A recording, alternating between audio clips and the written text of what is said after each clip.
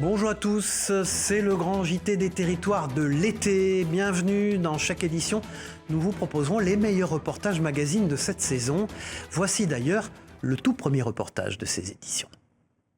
Sur le quai des Régates à Metz, une dizaine d'aventuriers s'est retrouvée pour 2 heures de balade sur la Moselle. Dans une ambiance feu de camp, le capitaine Roby s'apprête à lever l'ancre sur sa petite Calédonie. Ici, petit comité, et patrimoine et nature. Je suis originaire de la région. Et j'ai redécouvert Metz comme un touriste et je me suis rendu compte qu'on avait la chance d'avoir une ville magnifique avec un riche patrimoine, avec une nature exceptionnelle. À la barre, le chef de bord se plaît à faire découvrir l'histoire, la nature et le patrimoine local. Un moment apprécié par les navigateurs. Il y a quelque chose qui passe là sur cette rivière. Il y a de la poésie, il y a de la lumière, il y a de la vie, il y a de la diversité, enfin c'est magnifique quoi. En plus de déguster un verre de vin de Moselle et quelques amuse-gueules en court-circuit, le petit comité se délecte d'un concert acoustique intime.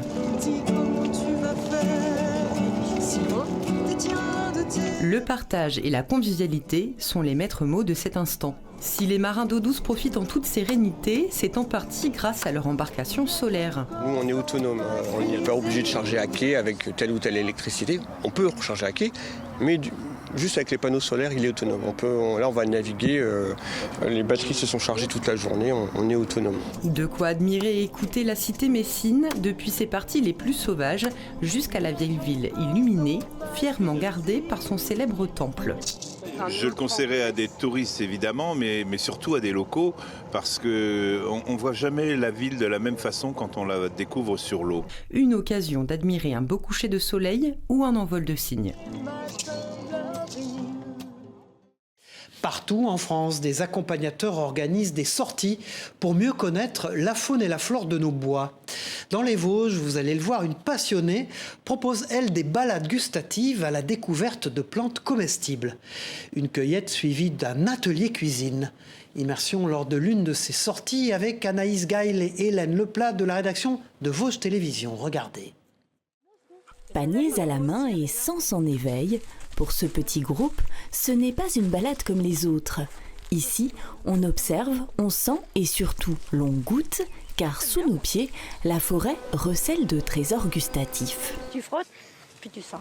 Et le moins qu'on puisse dire, c'est que la nature réserve bien des surprises. Bien joué. C'est des champignons, c'est quoi ça? Alors, c'est pas mal quand même. Parce que voilà une plante, non mais vous allez la sentir quand même, qui sent pas bon du tout quand on la ramasse, mais qui à la cuisson développe un parfum de champignons. Nous sommes du côté de Frébécourt dans l'ouest vosgien. Ici, Blandine Cateau connaît les bois comme sa poche. Avec sa petite société Bleuet Sauvage, depuis 10 ans, elle propose des promenades gustatives à la découverte des plantes comestibles. L'idée, c'est donc d'emmener des petits groupes à la rencontre des plantes et de cueillir ce qui est utile pour faire ensuite un goûter ou un repas ou une mise en bouche. Parce que finalement, il y a beaucoup de plantes qui sont comestibles dans la forêt. Dans la forêt, on peut rencontrer une trentaine de plantes communes, courantes, qu'on peut ramasser quasiment pendant 6 mois de l'année. Et pierre des bois, plantain, alière ou origan sauvage, à chaque pas, les promeneurs découvrent de nouvelles saveurs, plus ou moins appréciées. T'étais le goûteur officiel, j'ai l'impression. Ah oui, il y en a des bonnes, ouais. Il y en a une, c'est un goût de concombre. Mais il y en a d'autres, c'est pas bon. Une manière aussi de se reconnecter à son environnement et de redécouvrir la forêt sous un œil plus avisé. On a quand même perdu pas mal de repères sur tout ce qui est nature, donc je pense que c'est très important de s'y remettre un petit peu. Direction les cuisines maintenant pour la transformation des plantes.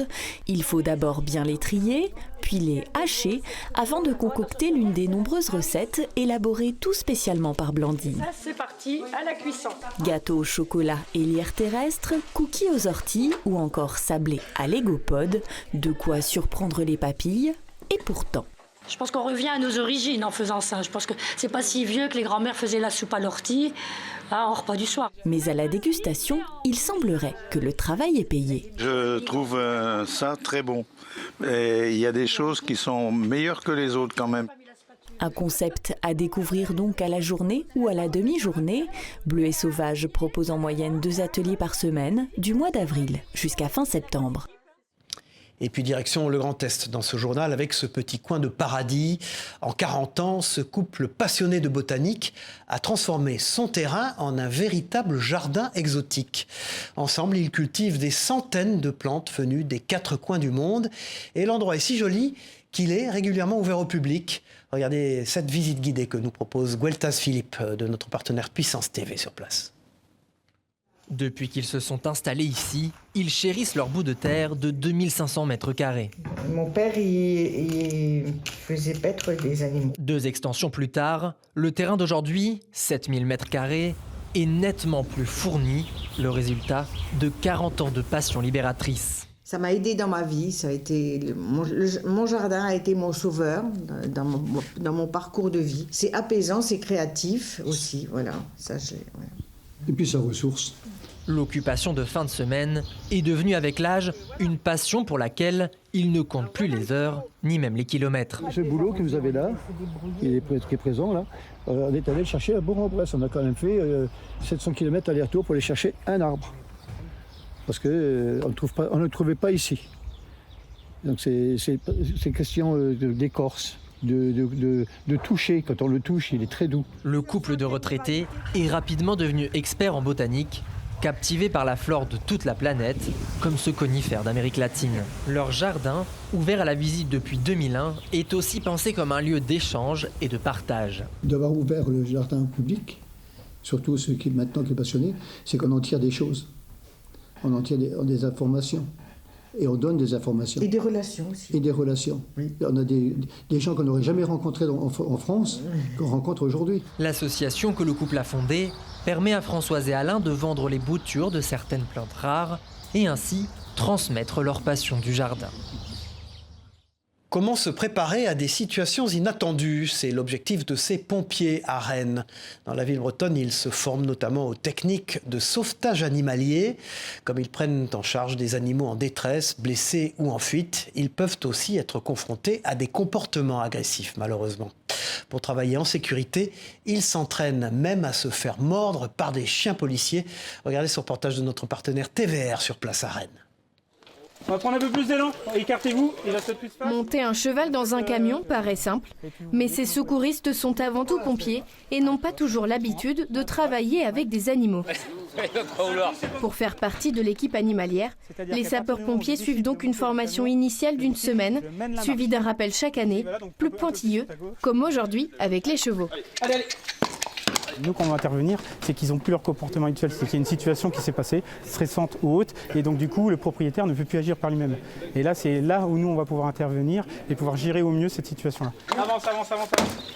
Lorsque l'animal est en réel danger, la manœuvre des secouristes devient plus compliquée. Ils doivent donc se préparer à toutes les éventualités. Le fait de travailler dans un cadre sécuritaire comme ça, ça permet d'appréhender les choses et puis de démystifier ce petit cheval qui est un peu majestueux et puis qui peut faire peur. L'équipe animalière peut intervenir pour des chiens, des chats, des reptiles ou même des animaux d'élevage, comme ici pour cette génisse retrouvée sur la rocade de Rennes. Du fait que cet animal peut présenter un danger de suraccident au niveau de la voie publique ou de la circulation avec les voitures et les camions qui traversent, pour les maîtriser, malheureusement, soit on arrive à les contenir dans un endroit qui est clos. La deuxième solution, c'est de les endormir. C'est tout l'enjeu de ces mises en situation. Et après quelques heures d'entraînement, les pompiers finissent par apprivoiser le cheval. Ils descendent très bien. Restons en Bretagne maintenant avec la renaissance d'une bâtisse historique, celle du château de Kerlody, laissé à l'abandon depuis plus d'un demi-siècle. Celui-ci connaît une nouvelle vie depuis son rachat par un propriétaire normand en 2014. Le site vient aussi de bénéficier du financement de la mission Patrimoine, 215 000 € pour accélérer les travaux les plus urgents. Un sujet de Valérie Leroux-Coleno pour TBO, la chaîne du groupe Le Télégramme en Bretagne. C'est en se baladant en famille que ce Normand découvre il y a plus de 10 ans des cheminées qui dépassaient d'un énorme mur avec du lierre entouré de ronces. Et j'ai voulu voir un petit peu ce que c'était. Un ancien manoir du XVIIIe siècle avec vue sur la rivière de Morlaix et l'île Calotte. En 2014, en partie, puis en totalité en 2018, il en fait l'acquisition. Aujourd'hui, seul le petit pavillon est rénové, ainsi que l'ancienne cuisine du château. Mais l'aile est reste, elle, comment dire, très aérée. Quant à l'aile ouest... C'est la partie qui est la plus urgente à reprendre avant qu'elle ne s'écroule complètement. Au moins stabiliser la maçonnerie. Je pense qu'au début, il ne faut pas trop regarder le coût financier, il faut y aller petit à petit parce que sinon on se décourage. La famille a déjà investi plus de 400 000 € pour donner une nouvelle vie à ce bâtiment. Alors, être sélectionné par la mission Stéphane Bern. C'est une heureuse surprise, inespérée. Des travaux que j'aurais remis facilement à dans 10 ans vont pouvoir avoir lieu dans 2 ans. Pour la Fondation du patrimoine qui a proposé la candidature de Kerlody, celui-ci remplit tous les critères de sélection. Des bâtiments visibles de la voie publique, qui n'est pas inscrit à l'inventaire et donc qui ne reçoit pas d'aide. On ne labellise que dans la mesure où les gens reconstitue le bâtiment tel qu'il était à l'origine. Ça peut être 50 000 €, comme ça peut être plus, tout dépend évidemment du loto. Soutenir le patrimoine, privé ou public, c'est aussi pour la Fondation la promesse de soutenir toute une filière dans la région.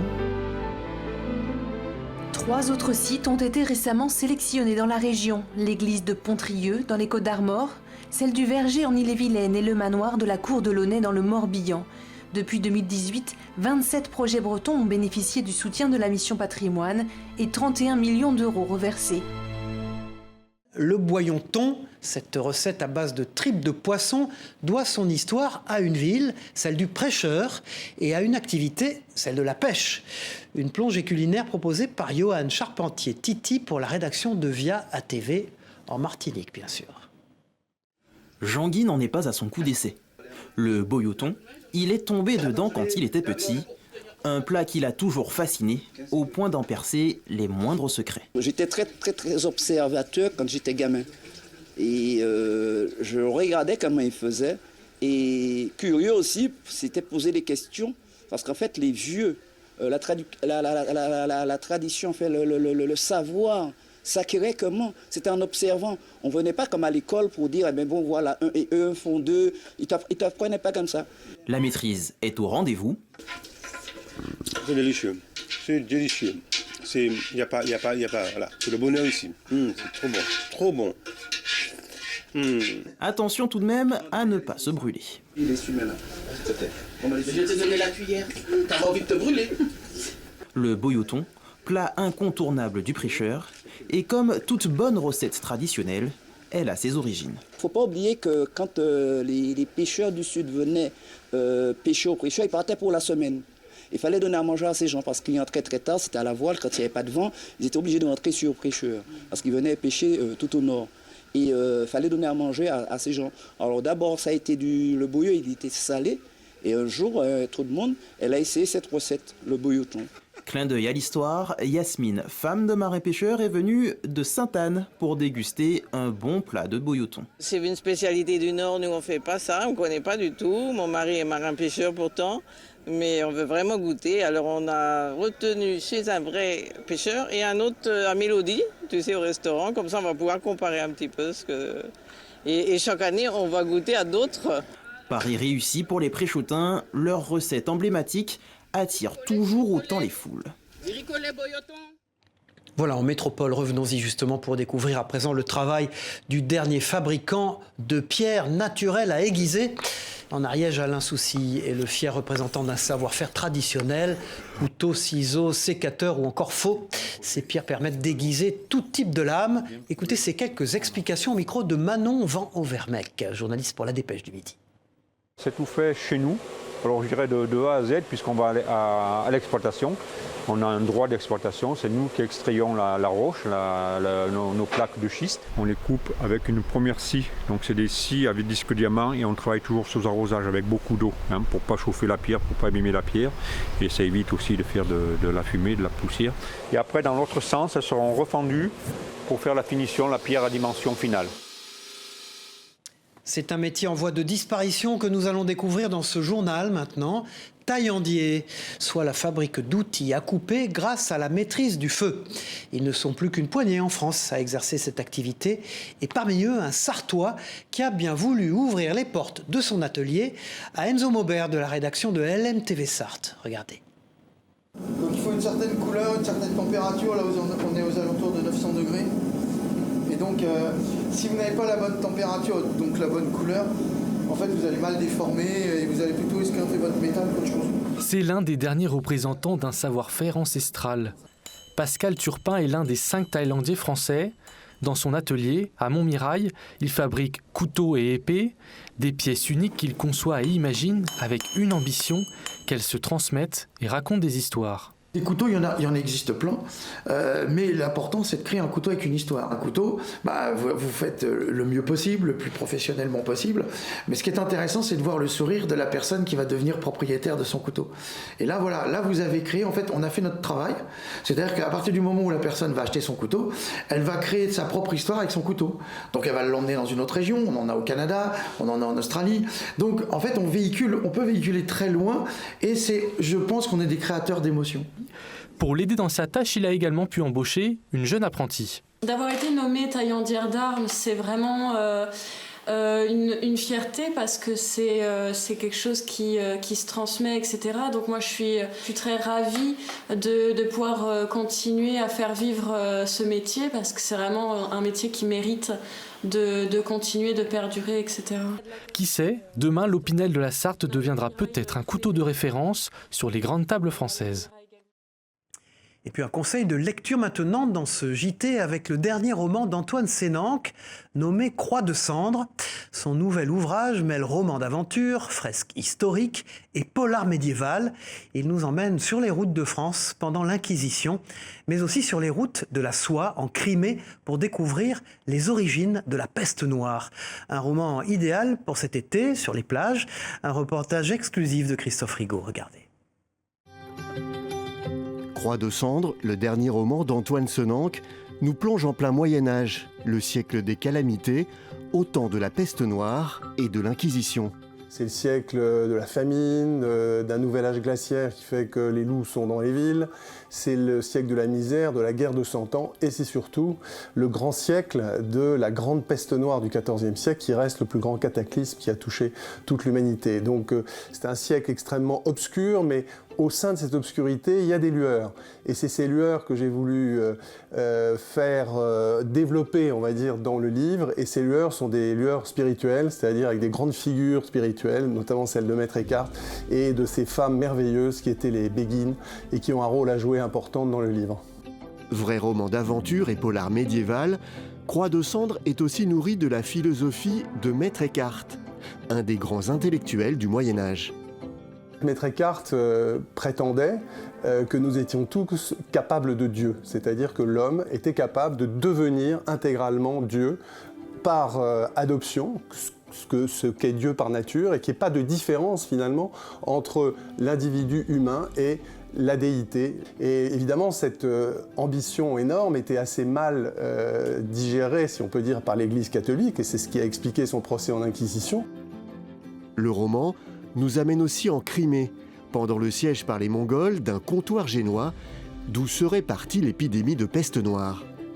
Un jour, lors de ce siège, la peste s'est allumée dans les rangs mongols et a commencé à décimer tous les guerriers mongols. Avant de s'en aller, le chef mongol a pris cette décision qui peut être considérée comme une des premières décisions de guerre bactériologique. Il a décidé de catapulter au-dessus des murs de Kaffa, qui était le comptoir génois, les cadavres de ces soldats infectés pour que les marins génois, en revenant chez eux, diffusent la peste dans l'Europe entière. Roman haletant, Croix de cendre d'Antoine Sénanque a fait partie de la liste du prix Goncourt et depuis a été traduit en 9 langues. Il est l'un des domaines les plus grandioses de l'Occitanie. Le château de Castries dans l'Hérault surplombe les magnifiques plaines du Languedoc. Son histoire raconte le passé d'une famille qui fit rayonner la région, la France et même les États-Unis. Un reportage découverte d'Anne-Sophie Pellegri pour Via Occitanie. Des images somptueuses, regardez. À une vingtaine de kilomètres de Montpellier, cet imposant édifice surplombe les plaines du Languedoc. Il est le berceau de la famille de la Croix de Castries qui contribue à la grandeur de la France et à l'indépendance des États-Unis. entouré d'un jardin à la française dessiné par Lenôtre, abreuvé par un aqueduc réalisé par Pierre-Paul Riquet, le château de Castries est l'un des ensembles monumentaux les plus importants du sud de l'Occitanie. Bienvenue dans celui que l'on appelle le Petit Versailles du Languedoc.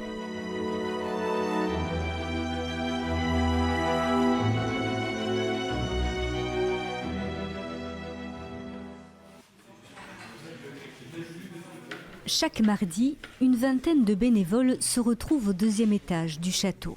C'est ici qu'est entreposé l'ensemble du mobilier de l'édifice. Alors nous sommes en train de passer de l'eau japonaise sur un meuble qui a été verni. Et jusqu'à temps que le coton soit blanc. Donc il y a quelques tours de bras à faire.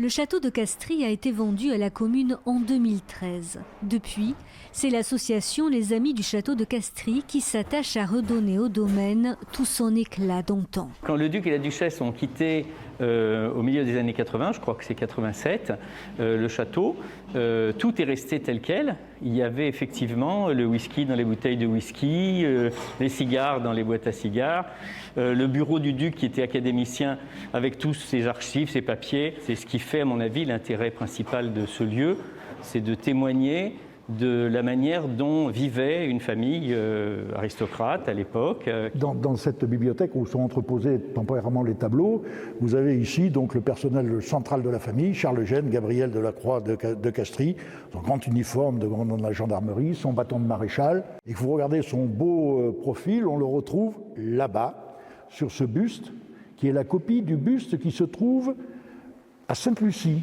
le buste du maréchal Charles Eugène Gabriel de la Croix de Castries. Un maréchal qui donna son nom à la capitale de l'île Sainte-Lucie pour avoir milité en faveur de la restitution de l'île à la France par la Grande-Bretagne lors du traité de Versailles en 1783. Mais l'histoire de la maison de la Croix de Castries commence 3 siècles plus tôt. La famille de la Croix, elle vient en fait de Majorque. C'est une famille de commerçants devenus riches. Elle avait de l'argent. Mais à ce moment-là, si vous voulez, l'argent ne suffit pas pour paraître en société. Il faut de l'argent, il faut un nom. Et pour se faire un nom, il faut une terre. Guillaume de la Croix achète la baronnie de Castries le 3 avril 1495 et se fait une place dans la noblesse française. 5 générations plus tard, son descendant, René Gaspard, devient le premier marquis de Castries. C'est lui qui, en 1660, a l'idée de faire un jardin à la française en sollicitant André Lenôtre. André Lenôtre vient de terminer sa formation en Italie et il vient de réaliser le parc de Vaux-le-Vicomte. Donc André Lenôtre va venir à Castries, va établir les plans d'un parc à la française et pour respecter les règles d'un parc à la française, il va demander de l'eau pour pouvoir faire ses miroirs d'eau, ses cascades et ses jets d'eau. Le parc du château de Castries est ouvert au public tous les jours de l'année.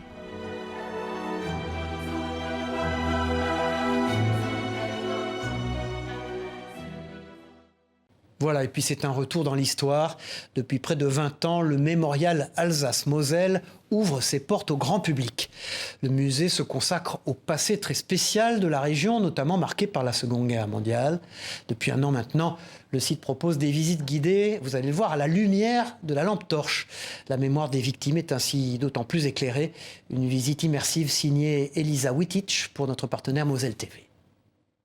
Entre 1870 et 1945, l'Alsace et la Moselle ont changé 4 fois de nationalité. C'est cette histoire que Mélanie Alves-Rollo, guide au mémorial depuis 2017, va conter à la lumière de sa lampe torche. Quand vous passez du centre-ville de Metz, qui est très médiéval, et que vous allez vers la gare, vous voyez bien l'architecture allemande de cette époque-là et le changement aussi, rien que dans la couleur de la pierre. Le public évolue à travers 17 espaces, reconstituant les époques et les dates clés de cette histoire commune entre Alsaciens et Mosellans. L'intensification des combats sur les territoires frontaliers semble imminente. Dès 1939, plus de 600 000 personnes quittent la région pour rejoindre le sud-ouest. En 1940, l'Alsace et la Moselle sont annexées par le Troisième Reich. Là, vous voyez la population alsacienne et mosellane qui s'apprête à repartir en Alsace-Moselle. Donc là, ils sont dans le sud-ouest en train de reprendre des forces. Vous allez bien les voir voyager dans les wagons à bestiaux. Donc même conditions de voyage qu'au retour. Et pour ceux qui rentrent, ça va être le choc. Le choc, puisqu'ils reviennent dès l'été 40, alors que l'Est de la France est occupé par le régime totalitaire. Le cauchemar de l'incorporation de forces commence.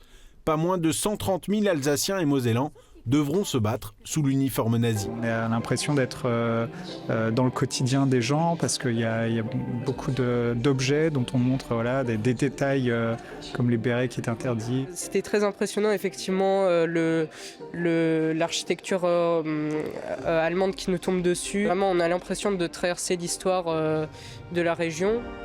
Le village de Schirmeck, niché au cœur de la vallée de la Bruche, continue de livrer son histoire chahutée, qui fut celle du territoire entre la guerre de 1870 et les prémices de la création européenne au service de la paix. Voilà, au revoir, c'est la fin de cette édition. Merci à vous de l'avoir suivi. On se retrouve très vite pour une nouvelle édition du Grand JT des Territoires. Au revoir à tous.